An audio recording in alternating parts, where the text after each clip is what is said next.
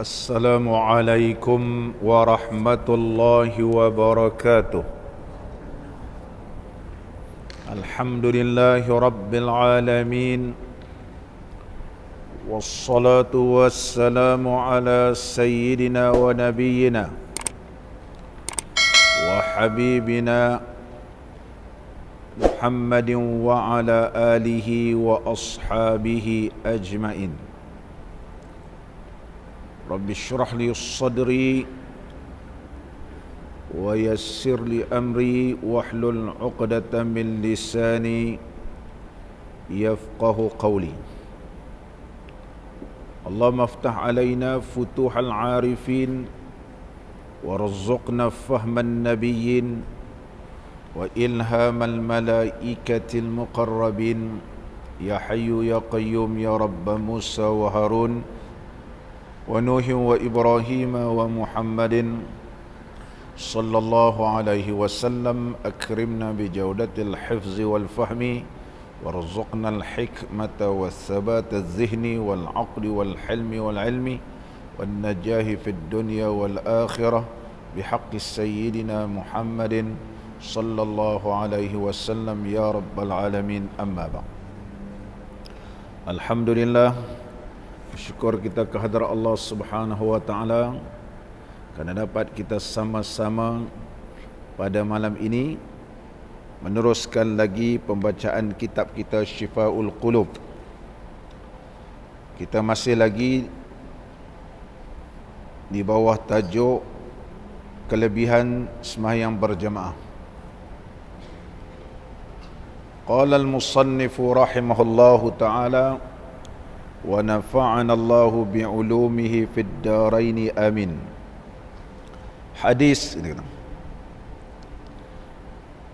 Hadisnya yang berbunyi, wa qala sallallahu alaihi wasallam man shalla salat as-subhi fil jama'ati thumma jalasa yazkurullaha ta'ala hatta tatlu' asy-syamsu kana lahu sitrun minan nari wa bari'un minan nar.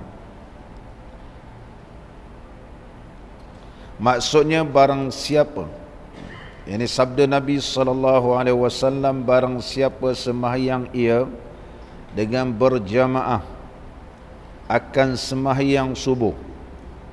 Situ kata atas lagi kan. Nanti saya atas lagi ya. Hadis, baca hadis ni dulu, nanti kita ulang atas.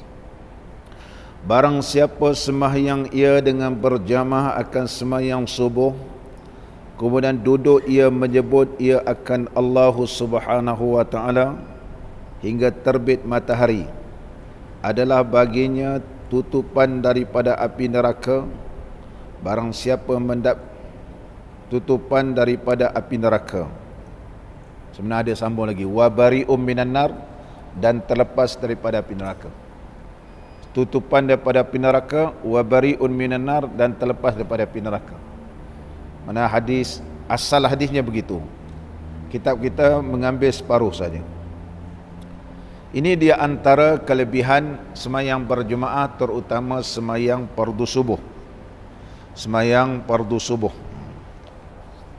di antara sembahyang yang digalakkan kita berjemaah, di antaranya ialah sembahyang fardu subuh hari Jumaat. Kemudian sembahyang subuh selain daripada hari Jumaat, yang terlebih afdal, terlebih diutamakan subuh pagi Jumaat. Kemudian subuh lain daripada pagi Jumaat. Kemudian sembahyang fardu Isya'. Kemudian sembahyang fardu Asar. Kemudian sembahyang fardu Zuhur. Kemudian sembahyang fardu Maghrib. Ini dia sudut turutan afdaliyah, dia sudut afdal. Yang pertama subuh pagi Jumaat. Kemudian sembahyang fardu subuh pada lain daripada pagi Jumaat, mana kategori yang kedua. Yang ketiga iaitu sembahyang fardu Isya' berjemaah. Kemudian sembahyang fardu Asar berjemaah. Seterusnya sembahyang fardu zuhur secara berjemaah. Seterusnya sembahyang fardu maghrib secara berjemaah. Menerusi beberapa hadis-hadis yang sahih menerangkan tentang kelebihan sembahyang subuh secara berjemaah. Di antara kelebihan sembahyang fardu subuh secara berjemaah diiringi sembahyang isyak berjemaah. Nabi SAW bersabda, "Lau ya'lamuna ma fil 'atamah was subhi la atauhuma walau habwan." Walau ya'lamuna, sekiranya mereka itu mengetahui, ma fil 'atamah. Atamah ni bermakna salatul isya. Mana barang siapa yang mengetahui kelebihan sembahyang fardu isyak berjamaah was-subhi dan juga sembahyang fardu subuh, la atauhuma, pasti mereka akan datang mendirikan sembahyang subuh, sembahyang isyak dan subuh berjamaah ini walau habwan, sekalipun merangkak.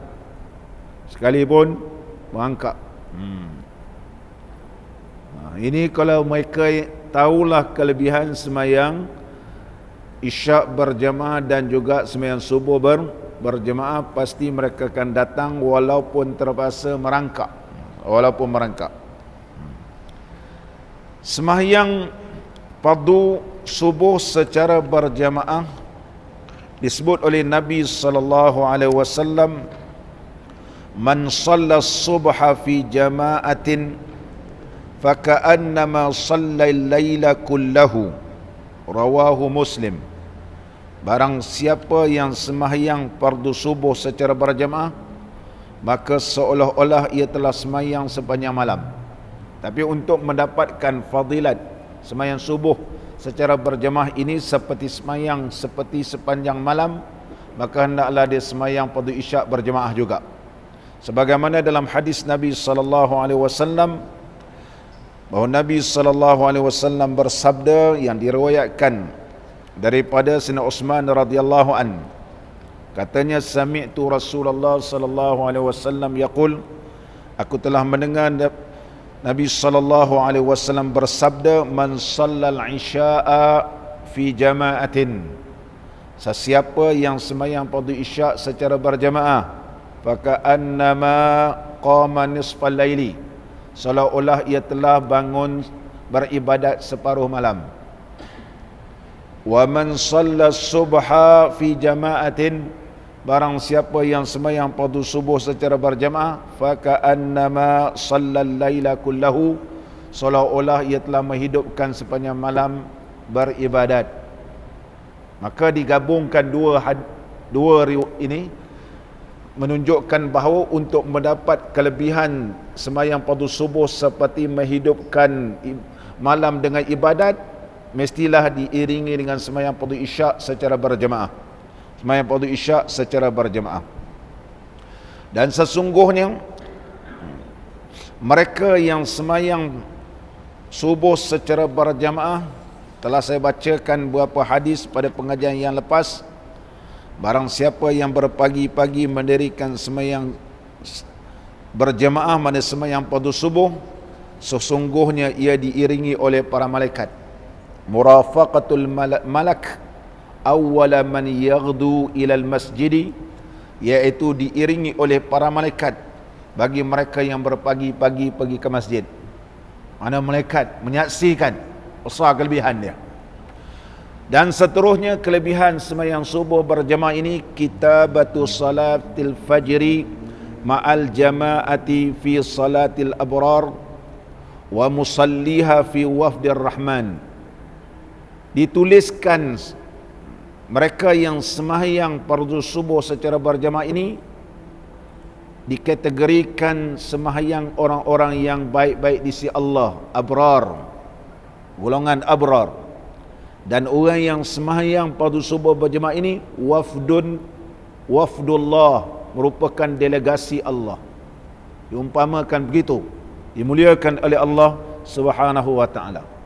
Dan orang yang sembahyang fardu subuh ini yasiru fi zimmatillah, ianya adalah berada di bawah janji Allah, di bawah janji Allah Subhanahu wa taala, di bawah tanggungan Allah, maka Allah telah berjanji. Ini kelebihan mereka yang sembahyang berjamaah ketika mendirikan sembahyang fardu subuh. Di antaranya kelebihan sembahyang fardu subuh secara berjamaah ini, musallil fajri fi jama'atin, mereka yang sembahyang fardu subuh secara berjamaah baginya pahala seperti mengerjakan ibadat haji dan umrah dengan sempurna apabila ia duduk, sebagaimana hadis kita. Lepas sembahyang dia pun duduk, yazkurullaha, iaitu berzikir kepada Allah sehingga terbitnya matahari. Kemudian sembahyang 2 rakaat solatul isyraq ataupun solatul duha. Isyraq dengan duha ni sama aja. Isyraq dengan duha sama sahaja.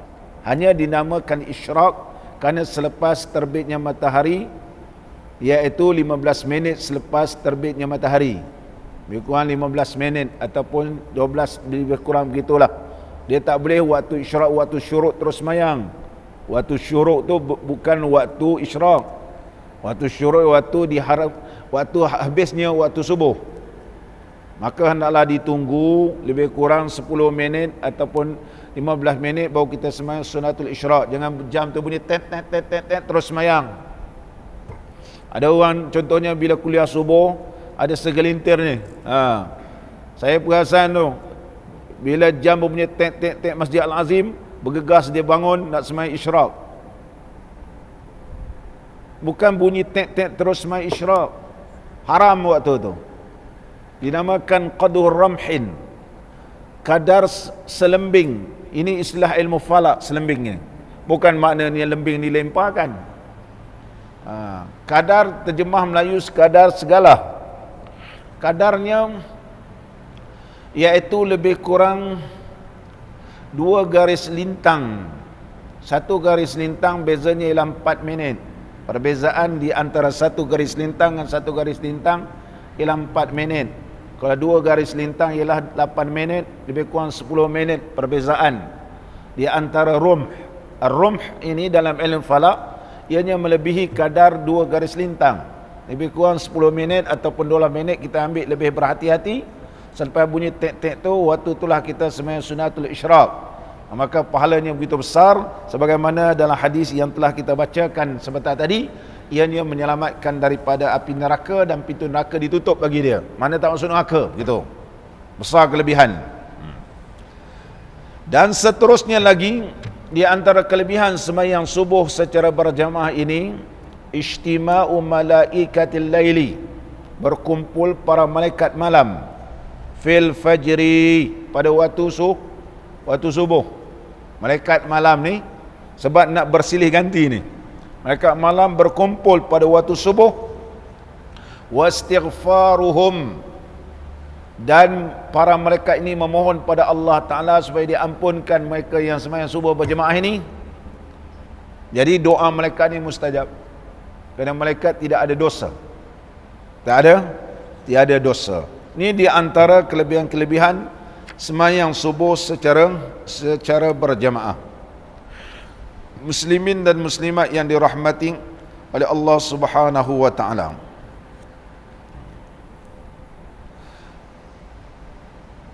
Soalan disebut oleh para alim ulama, adakah sembahyang subuh berjamaah itu lebih afdal daripada sembahyang fardu isyak secara berjamaah itu afdal? Di antara dua ni mana yang lebih afdal? Sembahyang subuh berjamaah kita nak pilih ke ataupun sembahyang isyak secara berjamaah kita nak pilih? Salah satu ni. Mungkin tak boleh dua-dua. Mana lebih afdal? Yaral imamu Ibnu Khuzaimah. Imam Khuzaimah, seorang ulama hadis yang alim, menyatakan sembahyang subuh secara berjamaah itu terlebih afdal daripada sembahyang fardu isyak. Sebagaimana saya susun tadi, dari sudut turutan sembahyang subuh pada hari Jumaat bagi jemaat dan juga sembahyang subuh kemudian baru isyak. Kalau boleh dua-dua itu terlebih afdal. Dapatlah seperti bangun bangun sepanjang malam. Sepanjang malam. muslimin dan muslimat yang dirahmati oleh Allah, kerana waktu subuh ini Nabi sallallahu alaihi wasallam telah bersabda, annal malaikata yaghdu birayatihi ma awwali man yaghdu ila masjidi. Sesungguhnya para malaikat berpagi-pagi dengan panji-panjinya. Macam orang pembesar nak datang, orang pun bawa panji. Selamat datang, daulat tuanku, apa semua kan, semua bawa kain rintang, hidup, contohnya macam-macam lah. Orang pun ramai. Contohnya lah, kalau orang datang, orang yang hebat kita ni sebab tak nampak malaikat yang bawa. Malaikat membawa panjinya, mengiringi orang yang pertama datang semayang pada hari itu, mana semayang pada subuh ke masjid. Fala yazalu biha ma'ahu hatta yarji'a fayadkhulu biha manzilatahu. Maka sentiasalah para malaikat dengan panjinya sehinggalah orang yang semayang ini pulang dan masuk ke rumah dia. Allahu Akbar. Hadis ini telah disebut oleh Al-Imam Munziri dalam kitab At-Targhib wa Tarhib. At-Targhib wa Tarhib diriwayatkan oleh Ibnu Abi Asim dan juga Abu Nuaim radhiyallahu anhuma. Manakala syaitan pula bawa panji dia juga. Wa anna syaitana yaghdu bi rayatihi. Sesungguhnya syaitan berpagi-pagi membawa panjinya ila suqi, ke pasar. Orang pergi semayang subuh di masjid, dia pagi-pagi lagi, start pukul 3 pagi, dah dekat pasar borong. Tunggu lori datang. Tunggu lori datang. Nak makan berdua je. Nak makan berdua. Nak tunggu lori datang. Awal pakcik pergi, oh lori datang ustaz, murah. Macam-macam boleh kita pilih. Murah. Beza, dia kata. Ikan siakap beza, ikan kembung pun beza. Makan berapa orang nak beranak? Kan tinggal berdua, dia kata. Tinggal berdua je. Wa anna syaitana, sesungguhnya syaitan berpagi-pagi membawa panjinya ke pasar dan akan mengiringi orang ke pasar ini. Sentiasa iringi dengan spanduknya, dengan apa, dengan panji dia ni, sehinggalah pulang ke rumah dan masuk ke rumah dia. Allahu Akbar. Ini di antara kelebihan semayang fardu subuh secara berjemaah. Di antara yang telah disebutkan tadi, iaitu dituliskan sembahyang subuh berjemaah di sisi orang yang abrar. Sebagaimana Nabi SAW bersabda, man tawadda'a, barang siapa yang beruduk, barang siapa yang beruduk, summa atal masjidah, kemudian datang ke masjid. Hadis ini riwayat daripada Abi Umamah radhiyallahu an. Nabi SAW bersabda, barang siapa beruduk, mana beruduk kat rumah, kemudian datang masjid, fa shalla raka'atain, kemudian sembahyang 2 rakaat qabla al-fajri, sebelum sembahyang fajar. Mana dia sembahyang qabliyah, sembahyang qabliyah. Summa pertama sembahyang tahiyatul masjid, kemudian sembahyang salatul fajri, iaitu sembahyang sunat sebelum fardu subuh. Kalau dalam hadis ini salatul fajri, mana sembahyang sunat sebelum sembahyang subuh. Kemudian dia duduk. Mana tadi datang sembahyang tahiyatul masjid, kemudian dia duduk, azan.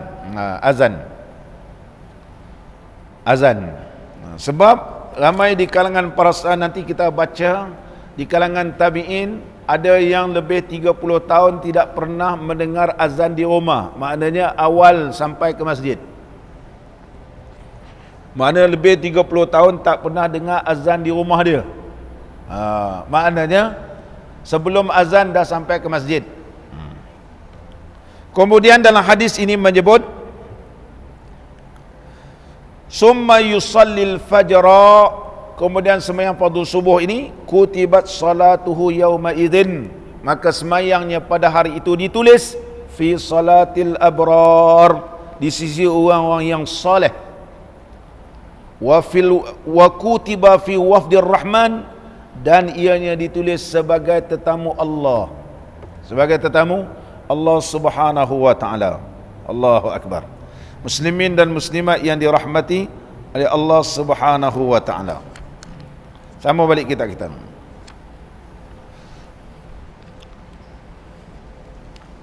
Itulah di antara kelebihan sembahyang berjamaah ketika sembahyang fardu subuh. Hadis, bermula sembahyang sekali serta berjamaah itu terlebih ia atas sembahyang seorang diri 120 sembahyang. Adapun hadis yang telah kita baca di atas sebelum ini, iaitu 27 darajat. Saya telah huraikan apa itu mana darajat. Dia bukan 27 pahala. Adakah berlaku pertentangan hadis yang kedua dengan hadis pertama? Tidak berlaku pertentangan, karena hadis yang pertama membicarakan tentang darajat. Darajat, kedudukan derajat ini, derajatlah Melayu pun cakap derajat, iaitu kedudukan hanya Allah saja yang tahu. Disebut darajat 1, darajat 2 sehinggalah 27, sehingga 27 darajat. Manakala hadis yang kedua adalah menceritakan tentang seolah-olah sembahyang berjemaah walaupun sekali seperti 120 sembahyang. Contohnya Imam yang terkenal, iaitu guru kepada Imamul Bukhari, yang disebut dalam kitab Al-Kabair, dosa-dosa besar li Imam Al-Imamuz Zahabi juga menyebut Al-Kabair li Imamiz Zahabi dalam bab sembahyang berjemaah. Beliau menyebut bahawa sesungguhnya guru Al-Imamul Bukhari telah terluput sembahyang fardu isyak secara berjamaah kerana tetamu datang ke rumahnya. Tetamu ni dia dah beritahu sembahyang jemaah pun, dia bersembang. Last sekali dia kata ni dah lama dah masuk waktu isyak, maka dia pun pergi ke masjid, didapati masjid semua sudah tutup, tak ada orang dah balik dah. Maka bila dia pulang ke rumah, sembahyang 27 kali fardu isyak. 27 kali sembahyang fardu isyak. 4 rakaat. Berapa sembahyang? 27 kali 4. Sembahyang kemudian dia tidur. Ini guru Imam Bukhari. Guru Imam Bukhari, bukan jalan-jalan orang, guru Imam Bukhari. Kalau orang sekarang ni, kalau kita buat begitu, bid'ah belaka. Orang sekarang ni lebih pandai daripada ulama lah. Lebih sudu daripada mangkuk. Semua tak boleh. Berdoa lepas semayang pun tak boleh. Ini Wahabi terus. Wahabi ni lepas semayang, astagfirullah, Allah banta salam minka salam tabarakta ya zal jalali wal ikram. Tak apa, itu memanglah hadis. Kemudian baca ayatul kursi, subhanallah, alhamdulillah, Allah akbar, habis.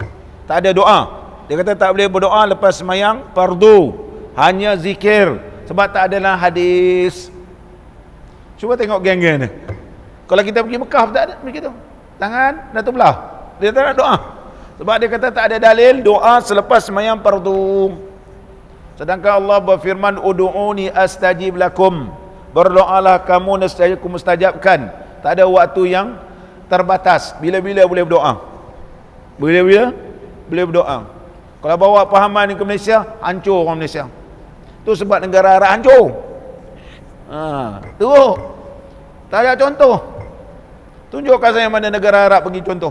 Jangan tengok Masjidil Haram, Masjid Nabawi. Itu sebab orang ramai. Pergi kampung-kampung Arab, pergi negara, pergi ke Jeddah, pergi ke Riyadh contohnya, pergi negara-negara Arab, sama-sama dia pun tak kenal, tapi sembang di luar boleh, dalam tak boleh. Lepas semayang tak boleh salam, lepas semayang tak ada doa. Sikit-sikit bid'ah. Ini bahaya ni. Kerana mereka rasa mereka lebih bijak daripada para alim ulama. Muslimin dan muslimat yang dirahmati oleh Allah. Doa pun tak boleh. Doa lepas semayang pun tak boleh. Itu jadi pelik. Nak berdoa pun tak boleh. Dah tu bila nak berdoa? Di antara doa yang paling makbul ialah duburas salah, iaitu selepas semayang. Lepas semayang. Sama balik kita. Jadi diumpamakan seperti semayang 120 semayang. Sebagaimana guru kepada Imam Bukhari radhiyallahu an, malam tu dia bermimpi dia berlumba naik kuda. Dia pecut-pecut tak boleh potong, sehingga orang depan kata, walaupun kamu pecut macam mana pun kamu tidak boleh memotong kami. Sesungguhnya kami secara berjemaah yang kamu seorang diri. Apa maksudnya? Dia kata, maksudnya walaupun kau semayang fardu isyak sebanyak 27 kali, tidak sama seperti kami semayang fardu isyak sekali secara berjemaah. Allah, Imam Zahabi sebut dalam kitab beliau Al-Kabair li Imam Az-Zahabi dalam bab semayang berjemaah. Sama balik kita kata. Qala al-musannif rahimahullah ta'ala.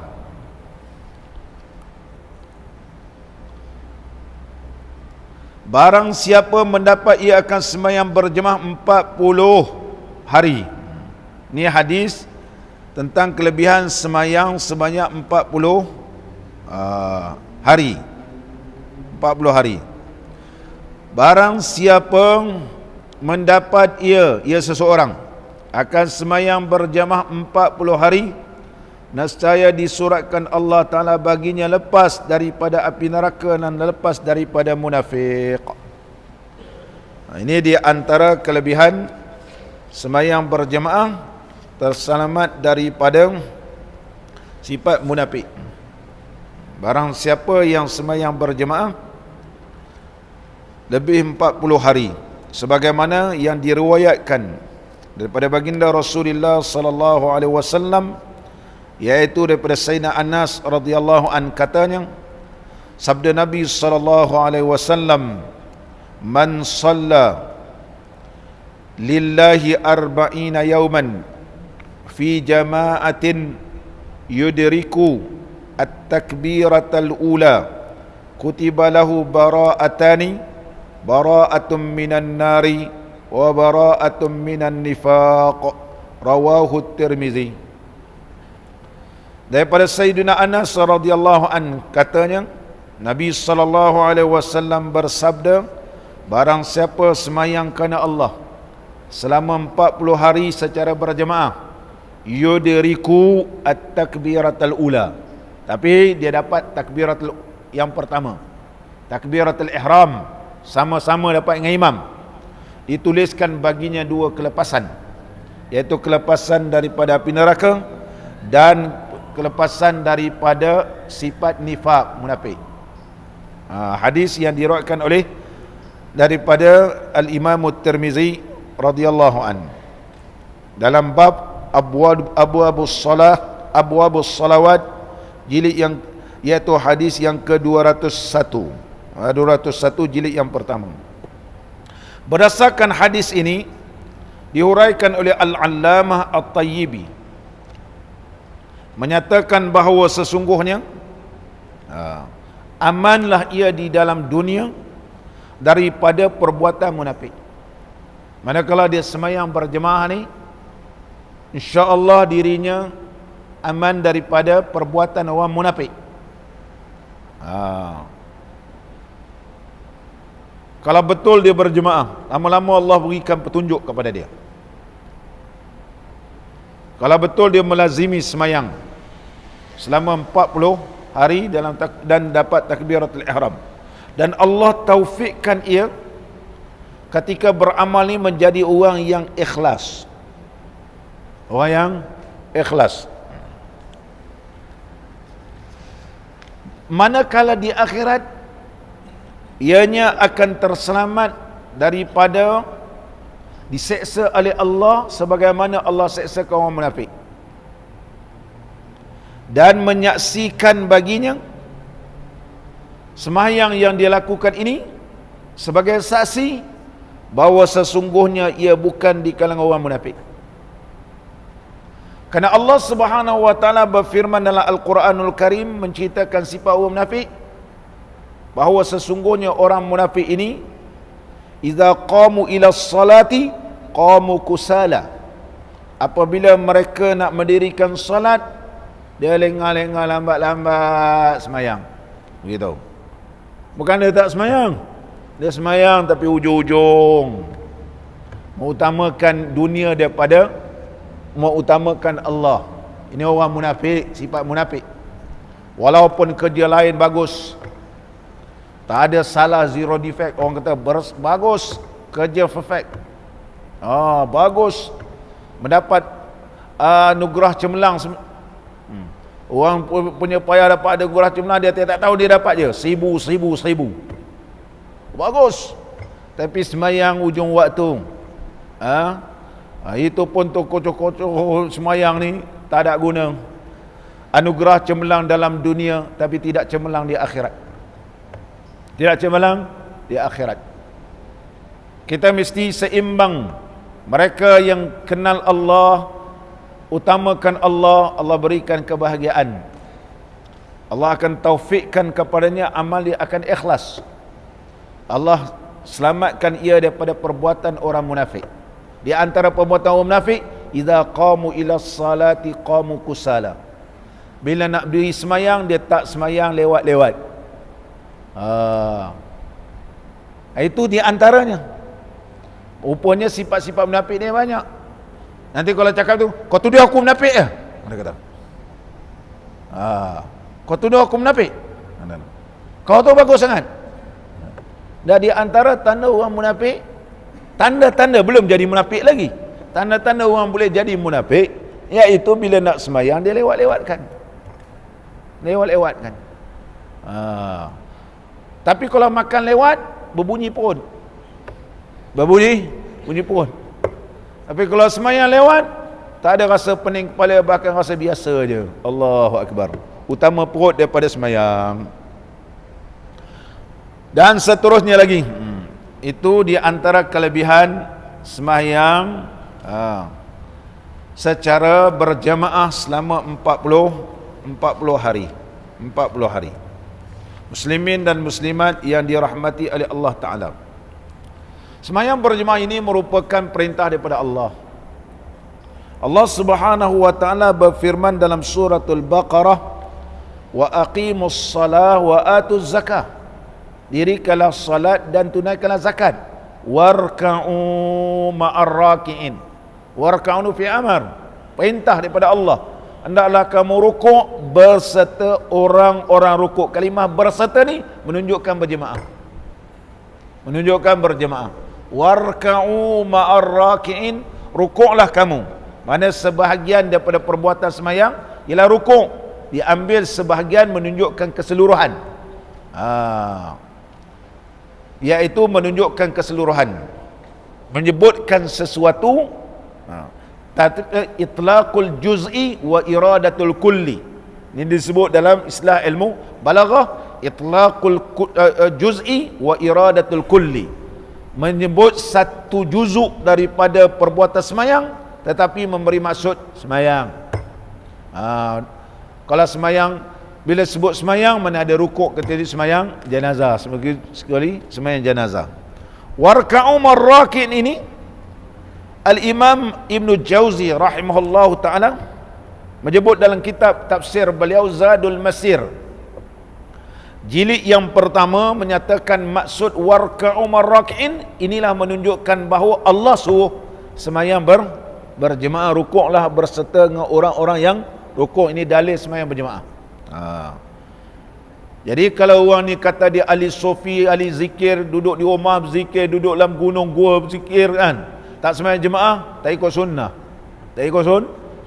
Kalau wali pun tak boleh percayalah dia wali. Mungkin campur dengan ilmu setan dan iblis.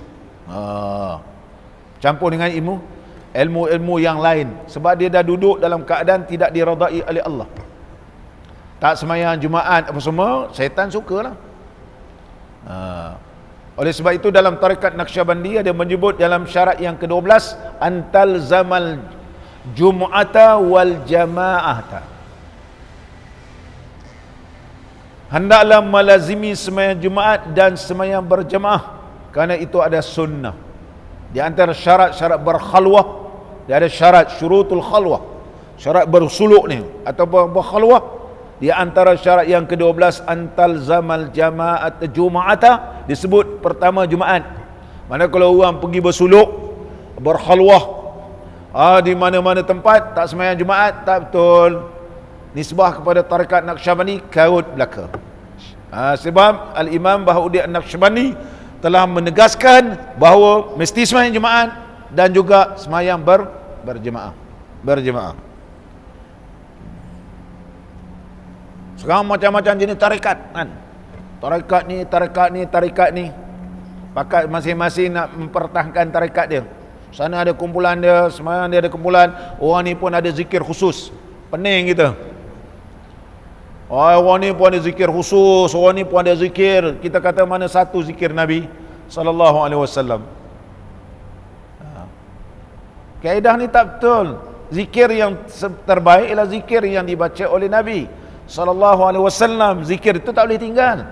Zikir yang diajar oleh Nabi sallallahu alaihi wasallam, zikir waktu pagi, zikir waktu petang, tu Rasulullah yang ajar. Jangan kita boleh ambil zikir Tuan Syekh ni, zikir Tuan Syekh ni, zikir Tuan Syekh ni. Tuan Syekh lebih aula ke? Tuan Syekh lebih utama daripada Nabi sallallahu alaihi wasallam? Kita kena ingat, bila kita zikir, Nabi tak baca sedemikian rupa. Macam mana Nabi nak kenal kita? Kita kata cinta pada Nabi sallallahu alaihi wasallam, tapi kita cinta pada Tuan Syekh. Akal yang waras kena fikir. Selawat yang diajar oleh Nabi SAW, kita pilih selawat yang lain-lain. Boleh selawat yang lain, tetapi itu adalah tambahan.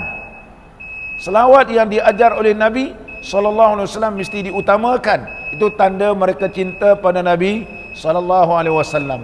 Bukan selawat Tuan Syekh ni, selawat Tuan Syekh. Kita tanya, mana selawat Nabi? Ni selawat Nabi.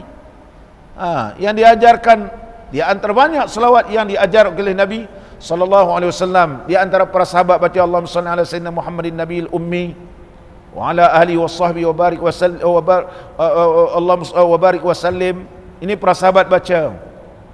Mana diakui oleh Nabi sallallahu alaihi wasallam. Nabi mengajar beberapa bentuk selawat. Paling masyhur, Allahumma shalli ala Muhammad wa ala ali Muhammad kama shallaita ala Ibrahim wa ala ali Ibrahim. Salah satu. Itu salah satu. Banyak disebut dalam kitab Al-Qaulul Badi' li Imam Al-Sakhawi rahimahullah ta'ala. Ini selawat.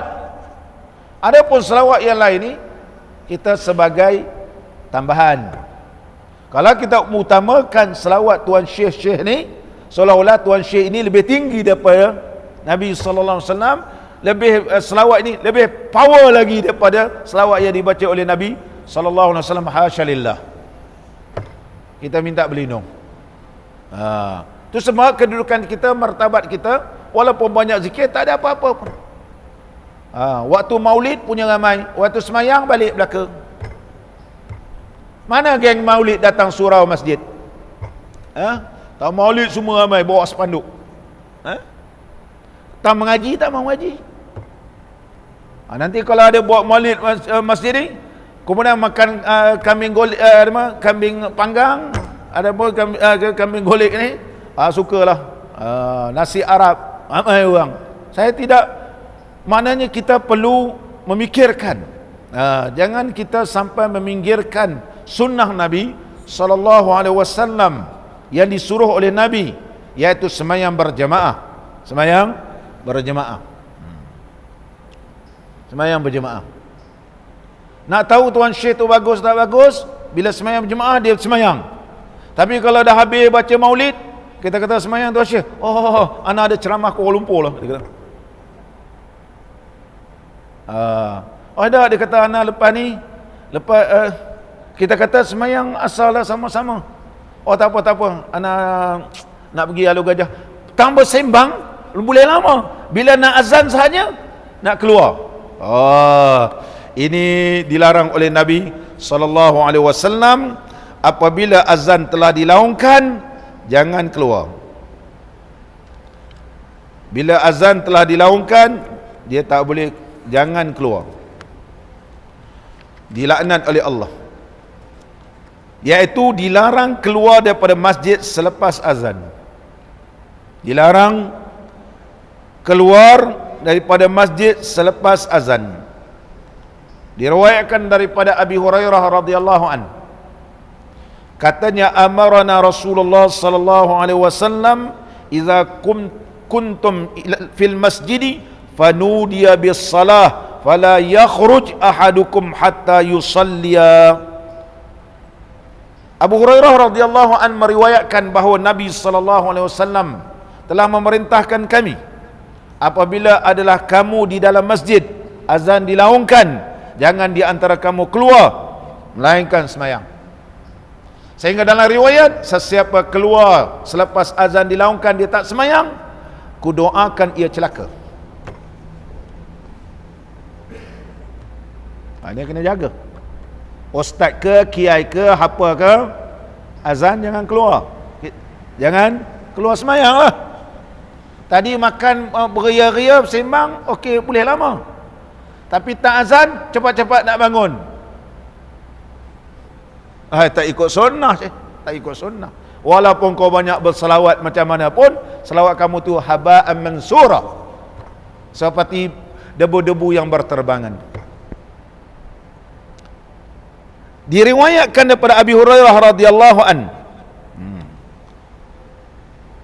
bahawa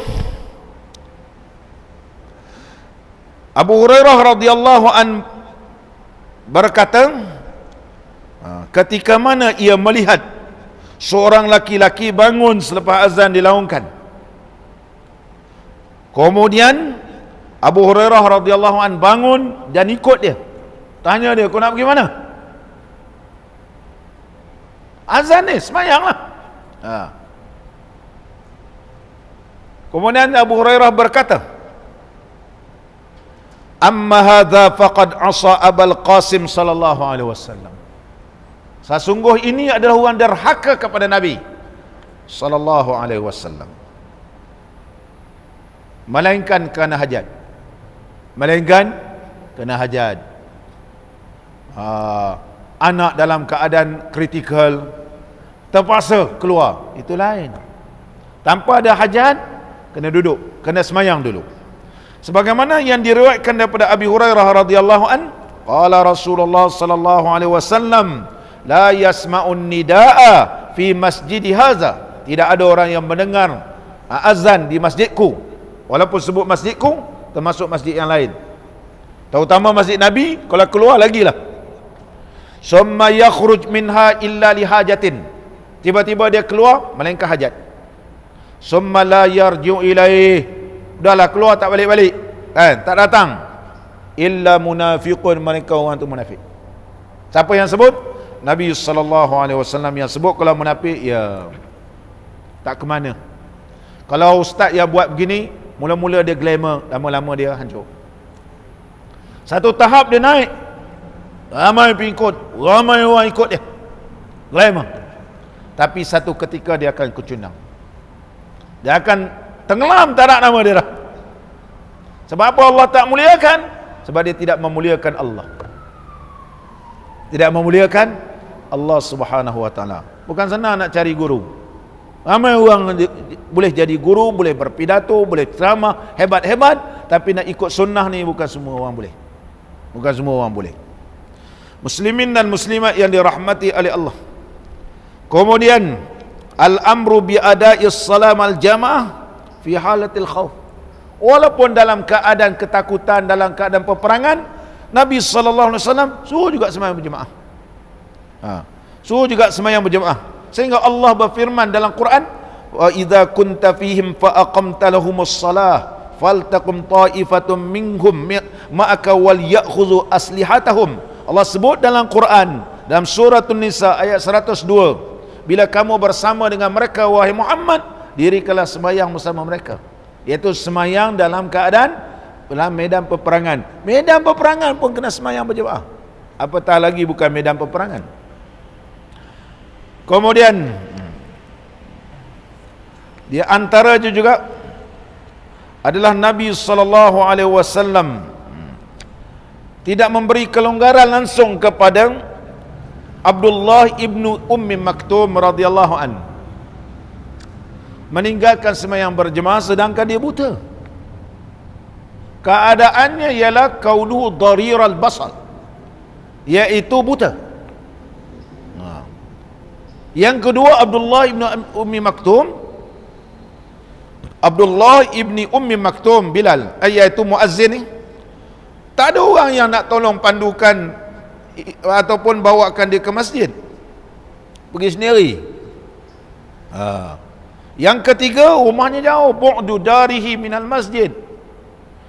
Yang keempat, daripada rumah dia nak pergi masjid ni ada pokok-pokok macam kita lah kelapa sawit. Nakhal makna kurma, pokok kurma. Cuba tengok pokok kurma macam mana. Kalau terlanggar batang kurma ni, terlanggar pokok kurma tu. Ni pokok kurma, pokok-pokok lagi tepi-tepinya. Barangkali adanya binatang-binatang dan juga ialah seperti kala dan sebagainya. Dan ketika itu kibru sinnihi, iaitu ianya dalam keadaan kabiru sinnihi, sudah berusia.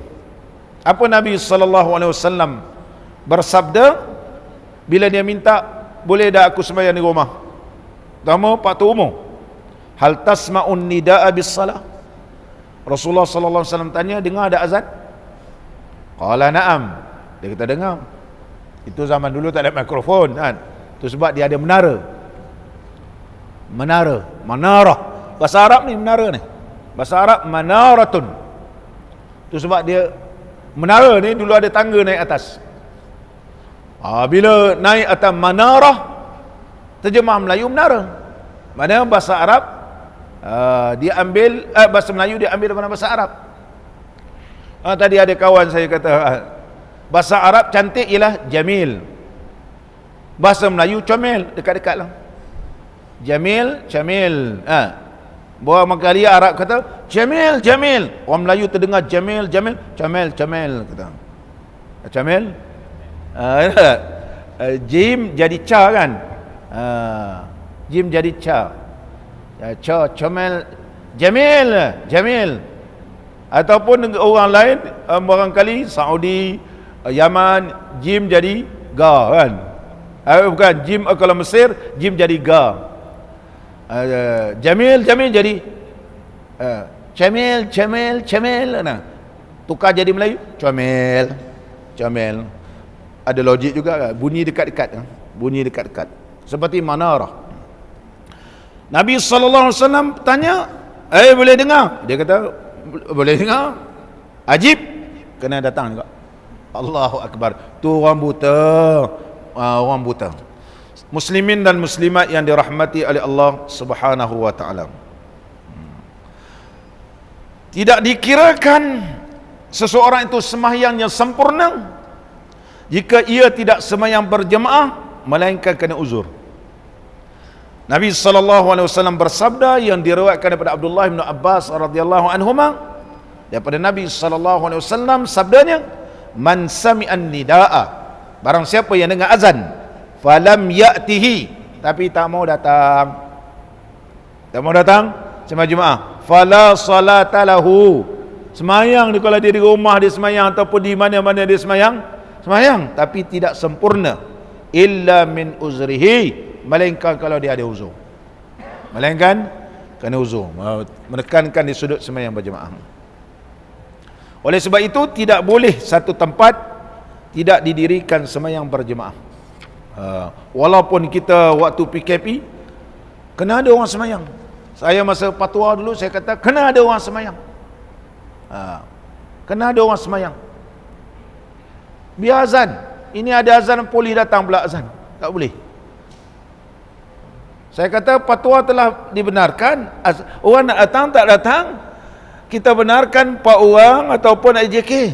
Sekurang-kurang ada. Sekurang-kurang ada. Duyung datang polis. Azan pun boleh nak datang. Saya kata kalau datang, beritahu saya apa yang telah kita putuskan. Dia tidak mau azan. Yang lain dah tutup pintu dah. Kadang-kadang waktu itu arahan tidak jelas. Arahan tidak jelas. Alhamdulillah sekarang ni dengan azan itulah bila Allah memuliakan. Dengan azan boleh menghilangkan semua ni. Kalau tidak ada azan, tak ada semayang, barangkali negara kita ni lagi teruk. Lagi teruk. Dikekalkan. Sebab Nabi SAW bersabda, "Ma min salasatin fi qaryatin wala badwin la tuqamu fihi salah." Tidak ada orang yang mana dia berada tidak ada 3 orang di dalam satu kampung ataupun di tempat penempatan tidak didirikan semayang berjemaah padanya. Macam kawasan ni ada 3 orang je, katakan. Ataupun dibenarkan masa PKP dulu 3 orang, ataupun 3 orang lah, sekurang-kurang 3 orang. Bilal, Noja, Tok Imam. Tak adanya berjangkit lah. Balik daripada rumah pergi mandi lah apa semua. Nak kira kan pergi pasar raya lagi teruk. Mana ada orang pergi mandi? Saya yakin ke Allah, la tuqamu fihi salah, tidak didirikan sembahyang berjemaah illa qad istahwaza alaihimus syaitan, ianya telah dikuasai syaitan. Contohnya tak ada dengar azan, tak ada orang sembahyang, jadi syaitan ni boleh bawa lagi merebak benda ni. Fa alaika bil jamaati, maka lazimilah kamu sembahyang berjemaah, kerana dia Allah turunkan berkat. Fa innama ya'kulu zi'bu al-qasiyata, kerana sesungguhnya serigala akan makan kalau kambing tu sekor-sekor. Tapi kalau kambing tu banyak, lari serigala ni. Itulah diumpamakan oleh Nabi SAW. Dan Allah telah mengingatkan, Allah murka apabila sesuatu kampung ataupun satu tempat itu tidak mendirikan jemaah. Mana Allah murka. Allah murka. Sebagaimana Nabi SAW telah bersabda, la yantahiyanna aqwamun an wad'ihim jama'ati, hendaklah kamu menghalang, ambil tindakan secara tegas kepada kaum-kaum ataupun penduduk-penduduk yang mereka meninggalkan sembahyang berjemaah. Contoh ada satu tempat tu tak mau sembahyang jemaah, maka hendaklah diambil tindakan. Aula yakhtimanna Allahu ala qulubihim, kalau tak ada orang ambil tindakan, maka Allah akan meterikan hati-hati mereka ni. Keras mana hati ni, kalau Allah dah meterikan habis. Summa la yakunanna minal ghafilin, dan mereka termasuk orang yang lalai. Orang yang lalai. Muslimin dan muslimat yang dirahmati oleh Allah Subhanahu wa taala. Zaman balik kita qala al-musannifu rahimahullahu taala, hadis barang siapa berjalan ia kepada sembahyang berjemaah, nescaya menyurat oleh Allah taala baginya dengan tiap-tiap satu langkah pergi dan pulang itu 10 kebajikan, dan menghapuskan oleh Allah taala daripadanya 10 kejahatan. Kalau kita nak pergi ke masjid, di antara sunnah pergi ke masjid ini iaitu melangkah dalam keadaan langkah yang pendek. Langkah yang pendek, bukan langkah muqarabah fil khati, maknanya pendek langkahnya, bukan kangkang besar-besar. Sebagaimana diriwayatkan oleh Al-Imam Al-Bukhari daripada Sabit radhiyallahu an, bahawa adalah ia bersama Sayyidina Anas radhiyallahu an. Mana Sabit radhiyallahu bersama dengan Sayyidina Anas. Bila mendengar azan dua-dua ni, fa nazala wa nazaltu. Jadi Sayyidina Anas pun turun, aku pun turun. Pergilah, nak pergi. Fa qaraba fil khati fil khuta. Dan bila dilihat Sayyidina Anas radhiyallahu an langkahnya pendek-pendek. Faqala kuntu ma'a Zaid ibn Sabit radhiyallahu an famasya bi hazil masyah. Aku bersama Sayyidina Zaid bin Sabit radhiyallahu an, dia berjalan macam inilah cara dia. Faqala atadri lima fa'altu bika. Kemudian dia tanya soalan kepada aku, kenapa aku buat begini? Fa innan nabiyya sallallahu alaihi wasallam masya bi hazil masyah. Sesungguhnya Nabi sallallahu alaihi wasallam berjalan dengan aku, inilah cara jalan. Wa qala atadri lima masyaitu bika? Qultu Allah wa rasuluh. Kata Sabit, bila Nabi sallallahu alaihi wasallam tanya, Zaid bin Sabit, bila Rasulullah tanya, kenapa aku berjalan begini? Zaid bin Sabit menjawab, Allah dan Rasulnya saja yang tahu. Qala liyuksir adada khutana fi talabi salah, supaya banyak langkah kita nak mencari ataupun nak menuju sembahyang berjemaah. Nak menuju sembahyang berjemaah gitu. Dan seterusnya lagi ya. Dan memilih tempat yang jauh daripada masjid supaya banyak dapat pahala. Oleh sebab itu, ada di kalangan para sahabat dia nak buat rumah dekat dengan masjid. Nak buat rumah dekat masjid sampai nak pindah. Maka Nabi SAW memberitahu, sesungguhnya langkah-langkah kamu itu, tapak kaki kamu itu, fa inna asarakum taktubu, sesungguhnya segala kesan-kesan tapak kaki kamu itu tuktabu, dituliskan pahala. Dituliskan pahala. Allahu akbar. Kita lagi parking dekat masjid lagi seronok kan. Lagi parking dekat. Kalau parking jauh, berniat supaya langkah ini sekali kita langkah mendapat pahala dan menghapuskan dosa. Apalah masjid, dia kata balai panjang ni, pergi kunci pula pagar. Dia kata pergi kunci pagar sampai parking tepi-tepi jalan ni. Ada apa buka? Kenapa sekarang buka lah dulu. Dia kata apa kunci-kunci? Apa kunci-kunci? Contoh kan. Allah buka jauh pun berjalan tak sampai 1 meter. Kalau kita tahu hadis ini, bahawa sesungguhnya walaupun 2 meter, walaupun jauh lah contohnya, 100 meter je paling tinggi di luar, 100 atau 200 meter, bukan 1 kilometer pun, pahalanya besar, sebagaimana hadis yang telah kita baca.